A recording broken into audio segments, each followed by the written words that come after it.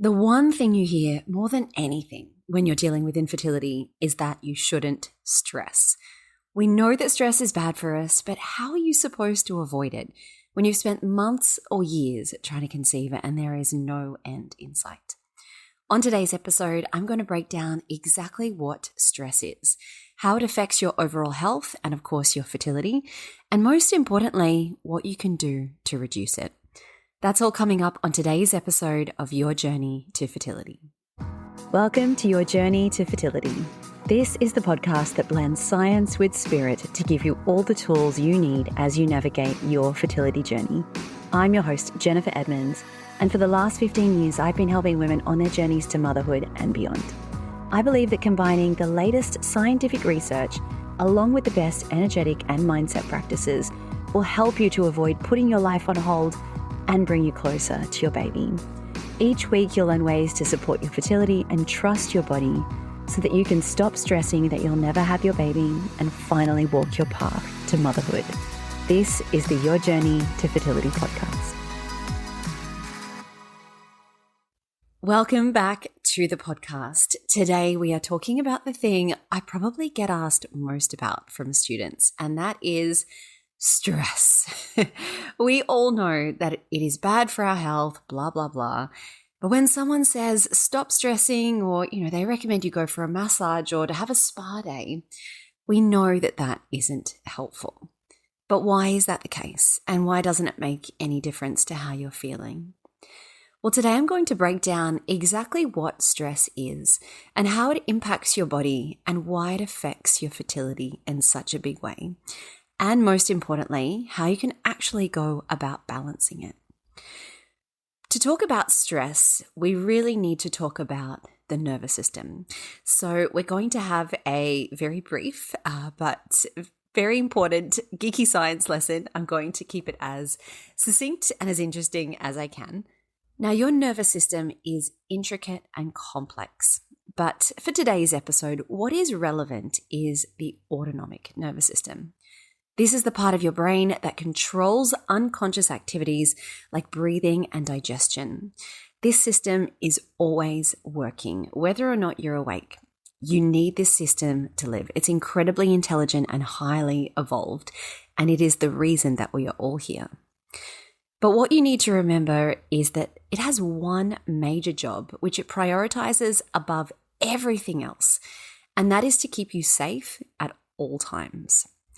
So let's break it down even further now, having a look at the brain. Now, within the brain, we have the hypothalamus. Your hypothalamus is kind of like the control tower for your body. It is the main control center that affects every operation that is happening within your body. Things like keeping your heart beating, keeping your food digesting, your blood pumping, your breathing happening in and out, especially when you're asleep. If we had to stop and think about doing all of these things, we wouldn't have survived very long. So that's its main job, to keep a little lookout, to know what is going on within the body and to regulate it at all times. Now, we also have this little gland called the amygdala, and the amygdala is like the watchtower. It is the thing that is constantly scanning your environment, looking for signs of safety or danger. And when the amygdala senses a threat, it signals to the hypothalamus that you are not safe, that your life is potentially under threat. And then what does the hypothalamus do? It says, right, we're under threat. We're going to have to send in the SWAT team. It sends down signals to your adrenal glands to start pumping out your stress hormones. So your cortisol, your adrenaline, your norepinephrine. And these hormones take all of the focus and energy away from those sort of internal organs, and they bring it out to your extremities, your arms and your legs. This is so you can get ready to fight or to flee. And it also shuts down all of those processes within your body that are not essential to immediate survival. So things like digestion. If we are walking down a dark alley and we see a stranger coming up behind us, we don't need to digest our dinner. We need to run for our life. So it'll stop or slow down digestion. We also don't need things like critical thinking, so we're not solving a complex finance problem or having to win at a chess game. It'll shut down things like immune response, so your immune system is temporarily affected. And it also shuts down reproduction, because when we are fearing and running for our life, we don't need to worry about procreating. That's kind of going to be at the end of the list. But here's the problem with all of that. It sounds like a great system, and it is, because like I said, it has kept us alive, and it is why we are here. But your beautiful brain just doesn't understand a threat that's real and a threat that's imagined. So if you are walking down that dark alley and you're worried about a stranger coming up behind you and you're all alone, your brain will see that threat as equivalent to, I've just gone through another cycle of IVF and it hasn't been successful. And I'm terrified I'm going to have to go through this again because it's affecting my relationship. It's draining my finances. It's affecting my work, my career, my relationships with my family, my friends. My entire life is impacted and I don't know how I'm going to survive. So your poor brain just thinks that you are under threat and that your life is in danger. And when you've been through a trauma like loss or repeated losses, or just endless treatments that haven't worked for you, you hold those memories of those events within your body. And when you think about those memories, it brings your body right back into the moment. And like I said, your brain doesn't understand that that threat is imagined. It just thinks, we're under threat, let's go. Let's get that stress response happening.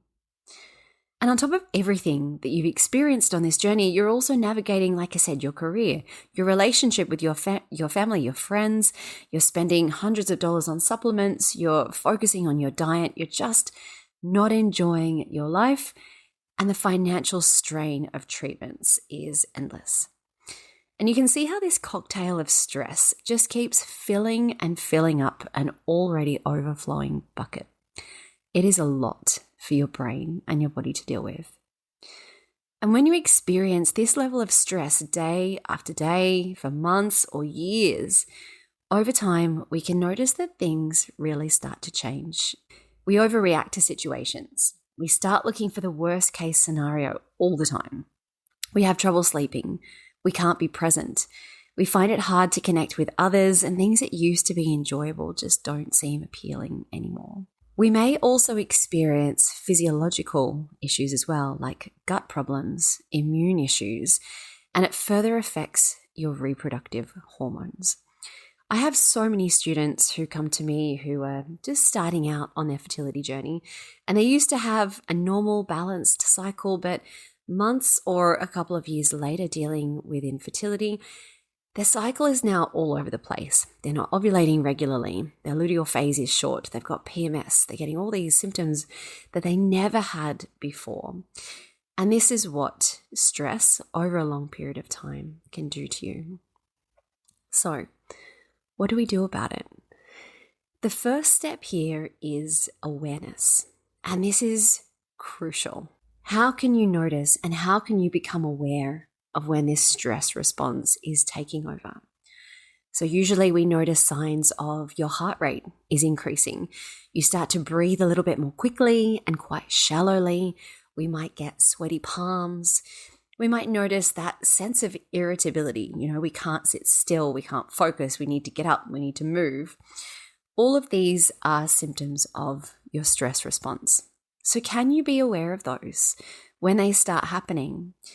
Can you notice repetitive thought patterns that are coming up, intrusive thoughts that keep coming up over and over again?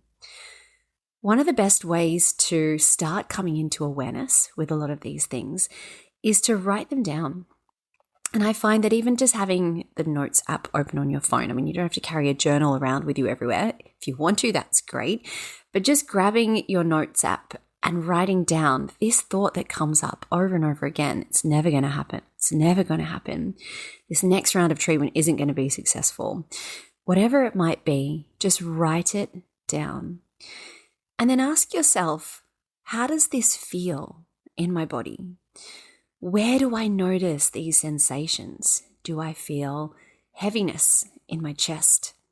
Do I feel a tightness or a constriction in my throat? Do I get a headache? Do I feel like I have butterflies in my stomach? Notice all those signs of irritability as well. Are you noticing that your heart rate increases? Bringing that experience into a somatic version of what you're going through, so a felt sense within your body, is incredibly powerful. You can also ask yourself, what emotions are there? So what am I feeling? Am I feeling anger, frustration, sadness? Am I feeling apathy? Do I just not get excited about things anymore? I just don't seem to care. These are all symptoms of a prolonged stress response as well. The next thing I like to do once you have become aware of what's happening is to be present. And how can we get present in any situation, whether it's sitting in a meeting at work, driving, at home, sitting on the couch, trying to get to sleep at night and you're struggling? My favorite way to do this is to go through your 5 senses. What can I feel? What does this chair feel like underneath my hips? What does this pillow feel like on my cheek? Am I in reach of anyone that I can give a hug to? What can I see? Is the room dark? Is it light? Are there people around? What can I hear? Am I alone? Can I hear that it's raining outside? Are there cars going by? What can I smell? Can I smell that cup of coffee that's sitting on my desk? What can I taste if I just had my lunch and I can taste that sandwich that I just gobbled up? Going through your 5 senses is the fastest way to bring you into presence. Now, the last thing I'll explain is one of my favorites, and I think it is the most powerful tool that we all possess at any moment of any given day, and that is your breath. Your breath controls so much that we don't realize. As I said before, when you are in that stress response, one of the things that happens is that your breath starts to increase, the rate is more rapid, and we breathe quite shallowly. But if you can hijack that response and slow down that breath, especially your exhale, it signals to your brain that you are safe, that there isn't a need to start that stress response and the cascade of things that come with that. Because all of the things that the autonomic nervous system controls that I went through before, things like breathing, keeping the heart beating, keeping blood pumping, keeping your muscles and your organs working, we don't have control over any of that except for the breath. It is the one thing that you have control of at any moment, and it is your ticket out of your stress response. So I hope that this episode has been helpful for you. This is something that I am so passionate about because 100% of my students will report that stress is affecting their lives when it comes to infertility. It's something that we need to address, but we have to address it in the right way.